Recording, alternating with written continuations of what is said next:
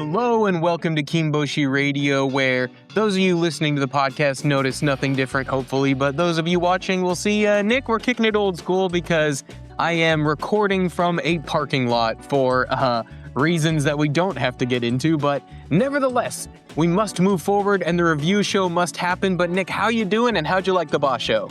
It was great. It was such a fun chase down to the end, and it went not in the way I expected, but in kind of a fun way. Yeah, no, I agree on both counts, and so I'm gonna flip the script a little. Usually we like to lead with the news, but because we just had a boss show, I'm gonna flip it, and let's go ahead and get into a recap for what was an incredibly exciting boss show. You win. And like you said, we'll lead it off, right? Those of you who did not hear the instant reaction episode last week, Wakatakakage is our surprise victor. And Nick, on day 15, when I saw that deft little how he flicked out his leg with such skill and then shoved down Ura with such power, I thought there was no chance that this wasn't Kirishima's boss show.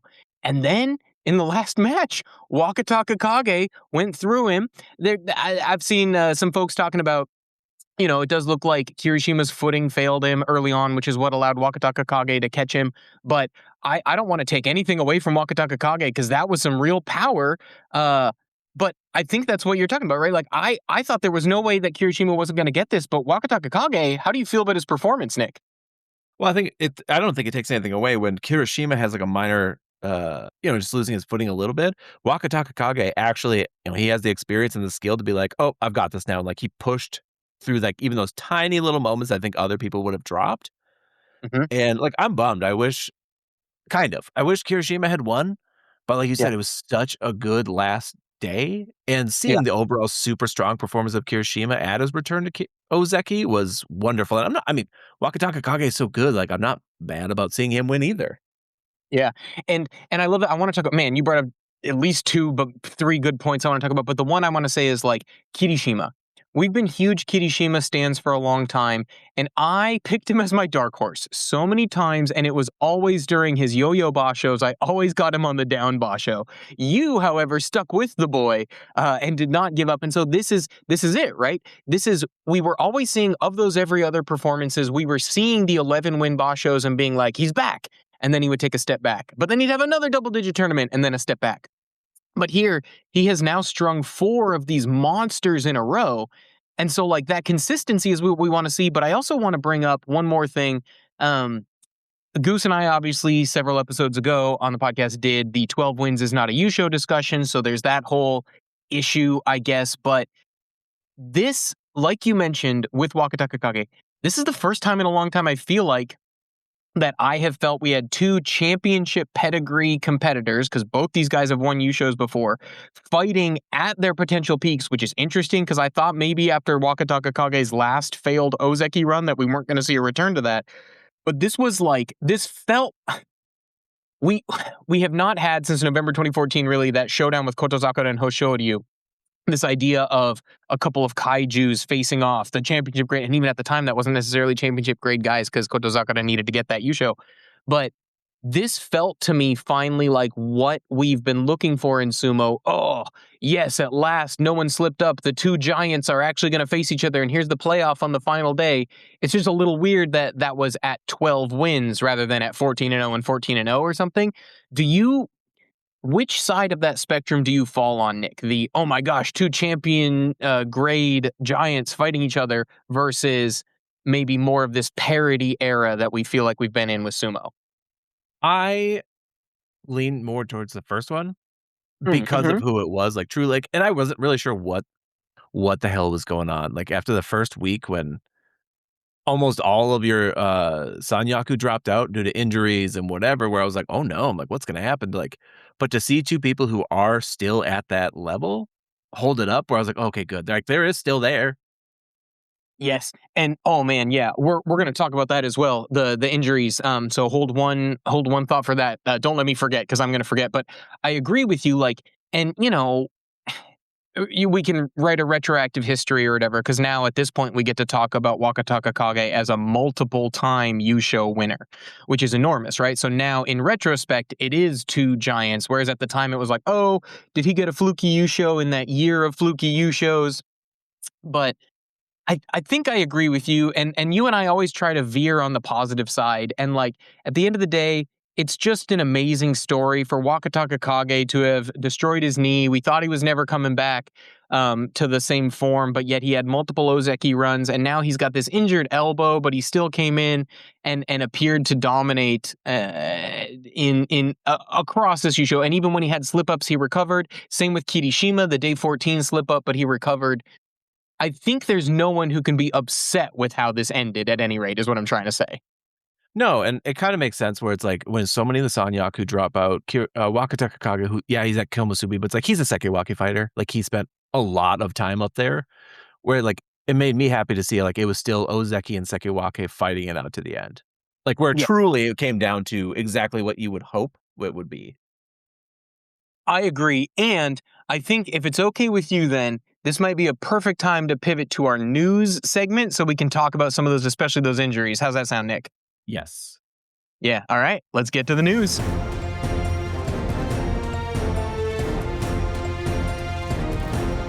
So the first story I want to talk about is obviously one that there's a lot of anger, I guess we'll say, about the number of injuries here. And so the official story that I saw was the Yokozuna Deliberation Council is like demanding answers from the JSA. I don't know. Take this with a grain of salt, right? It's not like, but they're like, why is this happening? What can we do about this? And we lost so many people. So of our Sanyaku, I'm going to go from the top to the bottom, right? Onosato, out before the tournament starts. Hoshoryu, out after day one. Aonishiki, out before the tournament starts. Kotozakura pulled out mid-tournament, so he's gone. Kirishima obviously performed well. Now we're down to Sekiwake's. Actually, I was impressed with both Atamifuji and Oho, but now there's question marks about those performances because of how many guys above them were out. Takayasu at Komusubi ends up pulling out, but then Wakatakakage at Komusubi challenges for it. So, like, on the surface, like you were saying, this is good. Our Sanyaku is holding serve. Our two Sekiwakes did well, and an Ozeki faced off against a Komusubi for the championship. The only thing that's awkward is, yeah, but those are the only 4 guys in the Sanyaku who finished the tournament. Yes. Well, and I think it's been so easy, truly, for the JSA to be like, there's 1 or 2 injured guys at a time. Like, Takayasu's older, whatever. But when you have this many drop out, like, I truly am like, I'm glad that, like, I don't know how much it's going to come of it, but it does draw a lot of eyes to like, hey, something maybe needs to be done if you have all your top people dropping out. And it's not just, Hoshoryu should have stretched more before day 2. Like, that was such a bullshit take by the head of the JSA when it's like, okay, but what about everybody else? Agreed. Yeah. And then like, okay, so I found the article just so we can, so it's a Hochi Shimbun article. But yeah, it's just Yokozuna Deliberation Council demands countermeasures from JSA after wave of injuries at Summer Basho. And then the quote that they have in there, truly regrettable. We want them to analyze and research this. And I agree with you, Nick. And I think you and I have suspicions of what we think should happen, right? It's just Sumo's attitudes towards injury we feel is unhealthy, but we understand why it's there. The idea of promotion, demotion, and that guys were abusing the system of when they could sit out and freeze their ranks. We understand that. But like, this can't be the ideal. This can't be what we're going for, right? But like, realistically, what would we even expect them to do about this? Because injuries just happen, right? I don't. That's the thing. It's like that's where I'll give like the JSA like a little bit of grace. It's like, how do you snap back? Like, yes, people were abusing it, so you went way too far in the other direction. But I'm like, how do you meet in the middle effectively? Like, if you have to have like a third party evaluate every injury so that people aren't just taking advantage. I love that. We've talked about that for the mental health and the quality of life in the stables. I like that from a medical perspective too. And even because like, because I don't know, one of the quotes in here in the Hochi News article is talking about, and for the sake of speed, I'll just let you guys know I have not translated this myself. This is a Google Translate, so it could be rough, but they talk about, we requested that the association as a whole analyze the physical and mental state of this current generation of young wrestlers. What ticks me off about that is I'm like, wait, are you blaming the wrestlers? Are you saying they should have fought hurt? That's I an mean, that, interesting. It's yeah. hard to know, like you said, like with the translation, but it's like, wait, no, this isn't like something else. Do you think it's because of all the like matches in between the tournaments where they have to fight for 2 straight weeks, get a day off, and then go to like your next exhibition? But I'm talking about the Jungyo. Yes, I'm with you, Nick. I'm with you. Like the fact that and then they're having a bunch of makeup dates for the Jungyo from Jungyo dates, these tours that were lost due to London last year. And in June, they're going to Paris. So there are more Jungyo dates that were lost and had to be smashed into makeup. This is what the wrestlers have constantly complained about. In fact, Mishon and Phil were down at the Rollertown Showdown again this year in Dallas, Texas, and retired Ozumo Rikishi Wakaichiro was there, and he straight up, I was just literally, I was in line with him for Wagyu burgers, and he was kind enough to talk to me, and he brought up the same point, like straight from the horse's mouth, that we've talked about before. He goes, man, what you got to understand is that sumo doesn't have an off season. You think they only compete every other month, but no, man, they are flying or driving or busing all over Japan, doing all these things constantly. He's like, if anything, the tournament's the only time you get a break because you only have to fight one match a day. So I don't know, Nick, you got any thoughts on that side of it? I don't know. Like they either need to alternate or cut it, but I know it's part of it. They're trying to drive the popularity of the sport up by making them Yeah. super visible, but I don't know. There needs to be some type of like rotation. I agree. And is there, yeah, right. I love rotation because is there something you could do where like a percentage of the top division are at every Jungyo date, but everybody only has to do 1 week of it. And then maybe you get more of the Makushita guys into the mix to make up the numbers. And maybe that helps you build new star power, right? If you're going to Sendai for a Jungyo, maybe you get a bunch of dudes who are from Miyagi Prefecture. Maybe you get dudes who are from Aomori. Maybe you get dudes who are from Akita who are down in Makushita, and they get to compete against the big boys. Maybe that makes them better because now they get to practice against top division wrestlers that aren't in their own stable. Maybe that helps them build their Koenkais so they get more fans, and then you've got more money coming into the sport. Like there's got to be something besides everybody rolls out. Like I fully understand the value of going to those rural communities and putting on these tournaments. I just like it's not working the way we want it to. Yes. No, I agree. Like it just needs to be adjusted. Yeah, and then here's some other news though. Speaking of the Yokozuna Deliberation Council, I hinted at this last week, but we do officially know that the Yokozuna Deliberation Council has considered this a Yusho equivalent performance for Kirishima. So I said this on the instant reaction, but I think we're getting the best of both worlds. Wakatakakage wins. He gets the Yusho. He gets 12 wins in addition to the 8 from the last Basho. It is very slim hopes, but technically he is on an Ozeki run if he gets 13 wins in the next Basho. And then Kirishima, because this is deemed a Yokozuna equivalent performance, he is on a Yokozuna run. We've got Wakatakakage on an Ozeki run, Kirishima on a Yokozuna run. Potentially, I don't know that it's going to happen. But in the next Basho, those two guys could be facing off again for these big high profile promotions. How do you feel? Do you feel that this was a Yusho equivalent performance from Kirishima? Yes. I mean, that's I kind of like the agree. simple answer is like, I do, but, and it's like, it's like, yeah, can he do it again with 13, 14 wins, which would be really, really difficult. Yeah. But it's like, if he can do it, of course. Yes. And I agree as well. And my reasoning is this, right? Like one playoff loss usually feels like by default that should be a Yusho equivalent performance, right? There was less than a day's worth of difference between you and the other guy. It's a little awkward that it's 12 wins, right? When it happened for Hoshoryu, it was different. They were both going into that final day with only one loss, et cetera, et cetera.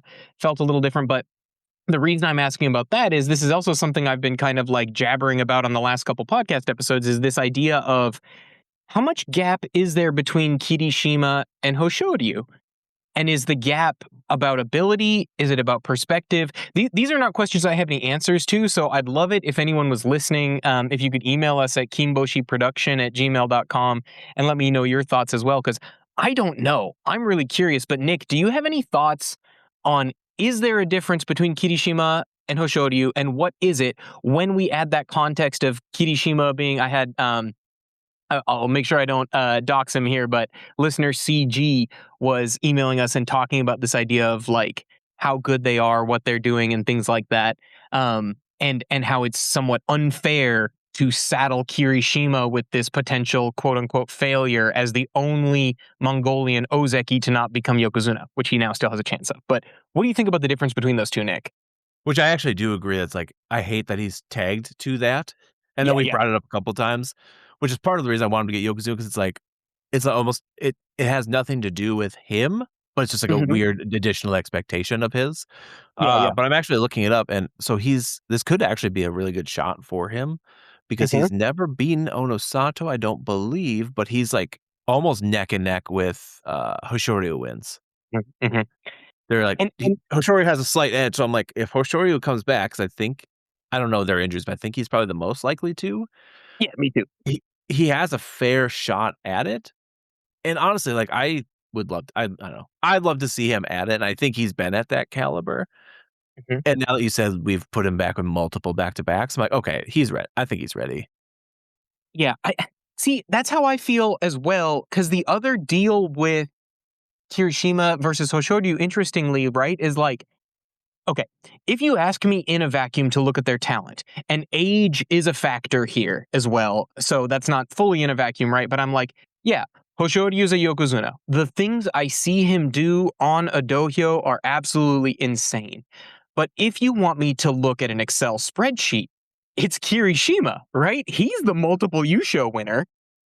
And I believe he has the most wins this year. It's I know and obviously on this run, he's been very impressive with this consistency. I mean, like you said, this run stretches back into last year. Obviously, he went 11-4 with a Fighting Spirit prize in November. But this year, like you said, 11, 12, 12. That was at Sekiwake Ozeki. So he's been fighting nothing but top competition. So whoever is showing up, injuries aside, he got a Fighting Spirit prize and an Outstanding Performance prize with that Yusho. And then here he got a playoff loss, runner-up, a Jun Yusho. He's got 3 career Yushos and 3 career Jun Yushos. Now, like I said, I referenced that 12 wins is not a Yusho episode that Goose and I did. And if you compare his career, you go back and you compare him to Go-Edo or the like top tier Ozekis of old. He's probably not even as good as those top tier Ozekis, but at some point we have to like consider this generation. And at the end of the day, like I said, the Excel spreadsheet says Kirishima's better. 100%. Which, like you said, it's kind of looking at it like a blind data, but I agree. Yeah, I I agree. Yes, I'm glad you said that because it's like this is all unfair and it's all a moot point. So it doesn't totally matter. But these are these interesting things about what what do you want to happen, what do you believe should happen, what is happening, and then what does data say? And those things don't always intersect, and they shouldn't always intersect, but sometimes they should. Um, Speaking of things on paper and realities, do you want to get to this one last big story that we saw that came out just yesterday? The Miyagino stable?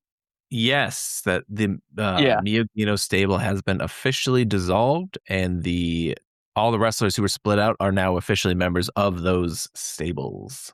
exactly. So the story that I saw came from Daily News, which, like I said, again, take everything with a grain of salt. Daily News is considered a tabloid, but at the end of the day, we've talked about this before in this show. Like the big papers, sometimes when they don't want to catch flack or they think it'll burn one of their sources, they'll punt a story down to the tabloids so that the Asahi, the Yomiuri, the Mainichi don't have to take the flack or the risk. But anyway, the idea is Miyagino stable was officially dissolved like a couple days ago.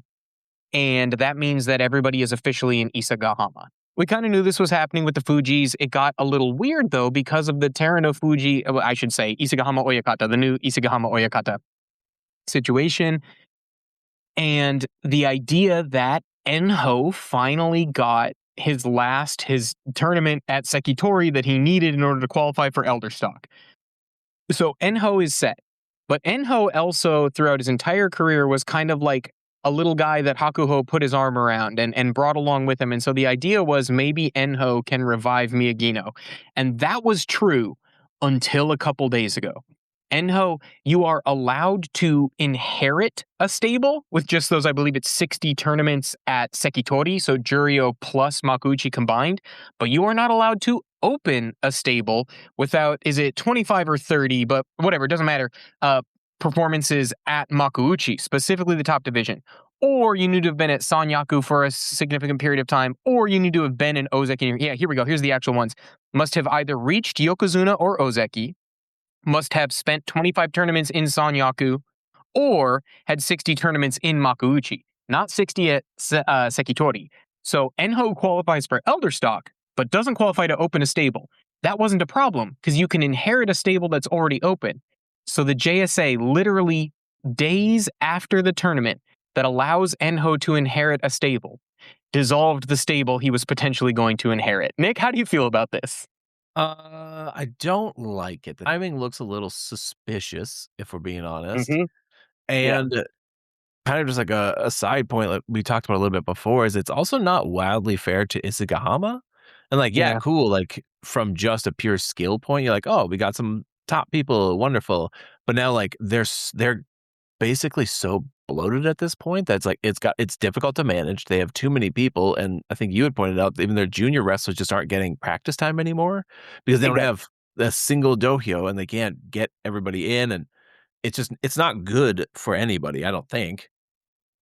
I agree. That's the thing for me that's frustrating. You and I were talking before we actually hit the record button about like, it's fine to still be mad at Hakuho, and it's fine. We don't even need to get into the Isagahama punishment. You and I think, both think that was actually fair, and that is a situation that can lead to growth for the JSA. We just wish that the Hakuho punishment had been more in line with this Isagahama punishment rather than more extreme. But what's frustrating to us, and again, if I'm putting words in your mouth, stop me, but I think we both agreed that it's like, yeah, but this is group punishment for individual actions.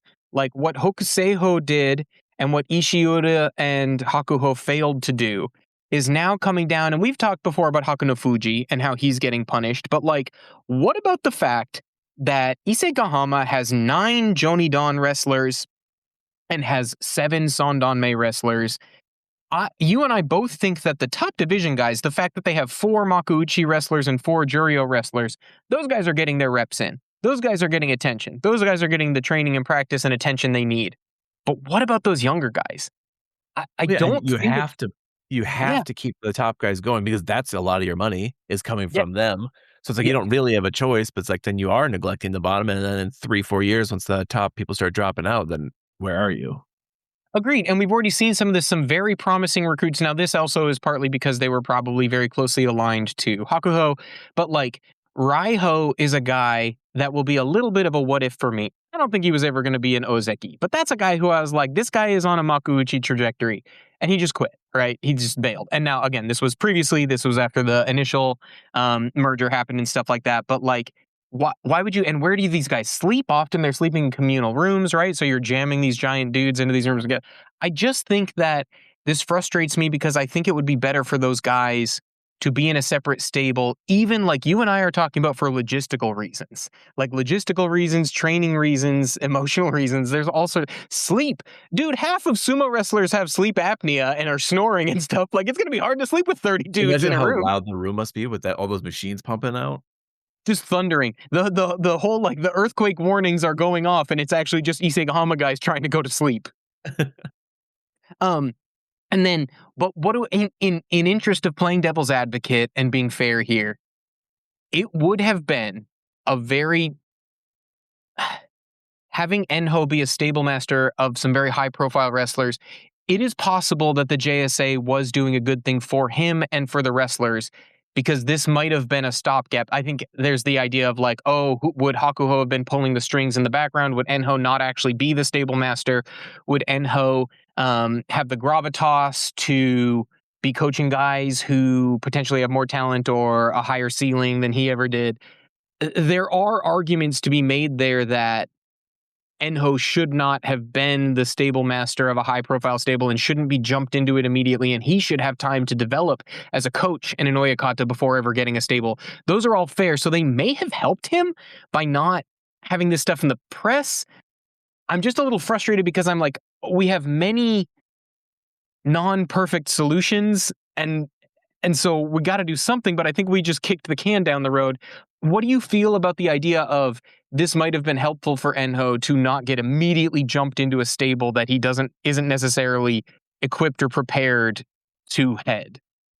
Actually, that is a good point. Like, I really didn't think about, it's not like he's like a Hakuho where it's like you walk in, everyone knows how skilled you are, where it's like, what do you know how to train somebody necessarily to like like an Ozeki level? It's like, if you haven't reached that, maybe I can see that coming up. And like, yeah, so it's maybe a little generous considering, but right. And I'm just trying to get a holistic view at this because we don't want to jump to any conclusions or be angry. I don't know that would be the best solution. It's just that the optics are bad. You know what I mean? Yeah. No, I 100% agree. Yeah. Anything else for you to say about this Miyagino situation or about our potential Ozeki and Yokozuna promotions? I can't even remember. My head is spinning now. I've already forgotten the third news story we talked about. The other one we talked about was the interesting thing with the Gyoji misjudgment.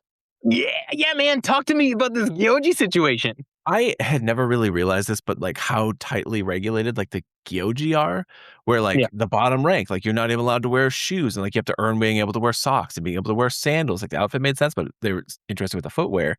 But then also this was the first top Gyoji misjudgment in like, I think 12 years where he just missed a call. And like, it's so interesting to me that's treated as like this huge deal. He had to do his like traditional like resignation offer. They decline. But it was so interesting to me that like that was so serious that they're like, you are not allowed in this position to make a bad call, which happens all the time because it's like there's no possible way you could see it. Everything. Yeah. Yes. And that's like it was the Koto Eho match, and like when you see the freeze frame, I'm like, I don't think I could have made that call in live motion either. But it's interesting, like you said, it's all performative, and this goes to even this stuff we're talking about with the Enho stuff and like tradition and group consensus, which is valuable and stuff like that. And nobody thought he was actually going to retire, but those expectations on it, and the idea of getting a call right or wrong is really interesting. I mean, ultimately, I think we're both glad that he didn't actually have to resign, right? Yes. Yeah. Over one missed call would be crazy. Can you imagine any other sport being like, oh, you missed one? Yes. Exactly. Yeah. Goodbye. And yeah, you go. No, you're good. Yeah. The report was in Nikon Sports. It's from a couple days ago, but yeah, the Kimura Shonosuke, the 39th, because Gyojis also inherit names similar to how Oyakatas do. But yeah, he got that call between Kirishima and Koto Eho wrong, and it got overturned. Yeah, I don't even know. Yeah, it's just interesting. And I think it's instructive. I'm glad you brought this up because this is just this idea of this is part of what's great about sumo is the tradition. Truly, I don't think sumo is as interesting of a sport without the history. So when we talk about Hakaku gets a lot of criticism in the English-speaking sumo fan world, the chairman of the JSA. But on some level, I do think he's right when he talks about protecting this tradition, right? Like, doesn't that add gravitas to the sport for you? Yes. It's so hard because it's so hard. It's got to be really hard to balance of like, what is a tradition and what needs to be changed? Because like you said, it keeps everything super interesting. There is a lot more to it versus like, okay, some things need to be modernized, but it's like, you don't want to do everything. Otherwise it just becomes wrestling essentially. Yes, agreed. And so that's why I think you and I are both very excited to see if Hakuho brings his gravitas and encourages any changes in some sort of a parallel organization. But we don't want any parallel organization to compete with the JSA. I want the JSA to be what it is. I want sumo to be what it is. I'm just interested if there could be some motivation for improvement in an alternative organization at perhaps an international competition level or an Amazumo level, especially as we look for something like sumo in the Olympics, which the JSA, I think, has a vested interest in, but would never push for because it's not part of that tradition.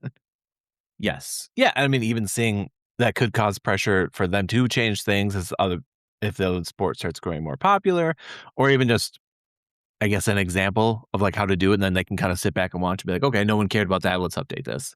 Right, exactly. Like, are there little things, we've talked about concussion protocols, we've talked about injuries, the things like that. Those are the things that we're hoping that modern like sports science and things like that can improve, or having an alternative for some people to go to and still perhaps make some money other than corporate sumo, um, where there is incentive to remove some of the abuse that happens within stables, like we talked to Donnie about several weeks ago, because there's an alternative for these guys. Because it's not like, well, if I want to do sumo, this is my only choice, right? Monopolies are bad for athletes. Monopolies are bad in sports. In the UFC, the MMA fighters are mistreated. When we talk about financially and how much money revenue they bring into that league and how much they receive. That is an imbalance. And so, like in sumo, we also don't want to see that. I don't necessarily care about money. I'm caring about the well-being, the health, both mental and physical of the athletes. But that's kind of what I'm talking about with an alternative. Not that, but I do not want the JSC to change. Let me be clear again about that. Like, I am on board with Hakaku when he is defending the tradition, because that's the stuff I think is good. Sorry, I cut you off. No, you're totally good. Yeah. I was good on that one. Yeah. So speaking, I want to pivot one last time. We're going to play a little game here just for a few seconds as we wrap this up. But speaking of getting calls wrong, Nick, let's get a little update of our Yung-zeki Sweepstakes. Oh, gosh. I'm going to keep this brief because I'm really interested in just two guys. One guy who we were high on and one guy who we more or less completely dismissed. But they are Atamifuji and Kotoshoho, the two Sekiwakes who both manage pretty impressive winning records. But I want to know, how do you feel about them and their Sekiwake performances, right? Like being at Sekiwake and getting winning records, this is what needs to happen for someone to become Ozeki. We still have half a year left, and here these guys are up here. However, like more than half of the Sanyaku was hurt. So how do you feel about those two guys? Which one do you feel better about? And if you were going to just like take a 100%, right? Who do you give what percentage? Where do you tip the scales between our two Sekiwakes, our two young boys, Kotoshoho and Atamifuji? Weirdly, something in my gut just tells me Atamifuji has a slight edge over it. And I don't know what it is, because Kotoshoho has been like performing well. They both ended up with the same 9-6. I don't know if it's maybe because for me, like Atamifuji's been up at, not at Sekiwake, but consistently at like Komusubi makes sure like 1-2 for like so long. No, I think what you're describing is perfectly fair for several reasons, right?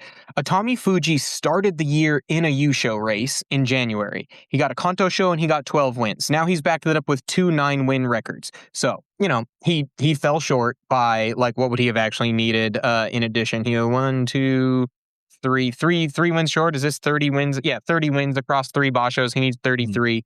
Maybe that loss could have been Yusho equivalent for them because it was 12 with a Fighting Spirit prize.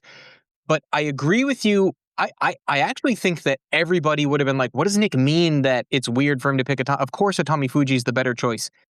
But I think what you're hinting at is, but Kotoshoho has won a Yusho before. Atamifuji's never won a Yusho. Yes. He's so much more of like a yo-yo.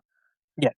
And actually, if you look at it, Kotoshoho has 29 wins for the year. Atamifuji's 30. So it's like they are far closer and more than than like I feel like anybody thinks about them, or at least for me. Yeah. And if we look at their current run, when the clock resets for them to try to get 33 across 3 in July, Kotoshoho will be starting at 20 and Atamifuji will be starting at 18. So I think zero chance that Atamifuji gets it after July, but Kotoshoho, you have to at least consider it because in March he had a Kanto show, just like the January for Atamifuji. Now he only had 11 wins, but the idea that those are the more recent tournaments, I'm with you. They both have 2 9-win tournaments, and then the difference is Atamifuji has 1 more win on the year. They both have a Kanto show. This is really surprising, right? Like, what do you think? This is just because maybe I have a sardonic sense of humor, or maybe I'm just naturally self-deprecating. But what do you think that these guys are so close, and we like easily dismissed Kotoshoho, but we're praising Atamifuji? I think for me, I have a harder time with the yo-yos. Where you are, it's just like you're so far up and down that I'm like, you're not predictable. I don't know. Versus, like I said, Atamifuji, he's been at this very close to this level for so long. Minus a couple of blips, was like for the most part, he's up here. Yeah. Had that whole year in Joey Gene. Yep. And again, what you're hinting at is the fact that, yes, sure, in July last year, 12 months ago, Kotoeho was hoisting the Emperor's Cup at 13-2. However, in September, he went 3-12. That's the thing that we can never forget. Yes. So I just wanted to get a quick update on that. Again, if you're listening, shoot us an email at Kimboshi Production, but we're really curious as well. Who of those two guys do you think has the better Yung-zeki Sweepstakes chance for the rest of this year? Even though we know we just do this for fun, we know odds are neither of them become an Ozeki by the end of the year, but there's always the hope, right? Or maybe we'll get them both and they'll both win. Beautiful. But other than that, Nick, I think we'll go ahead and wrap it up there. Anything else you wanted to throw in before we put a bow on the May 2026 Basho? I think that's everything for me. Perfect. Well, thanks for listening, everybody. We'll talk to you again next week. I'm actually super excited. I've got an interview previewing the Paris Expo for next week on the podcast on Apple Podcasts and Spotify. And then after that, we've got Kellyanne Ball talking to us about Amazumo and women's sumo, and it's super good. So, if you haven't yet, go ahead and check out the Apple Podcasts and Spotify. But thanks for listening. We'll talk to you again soon.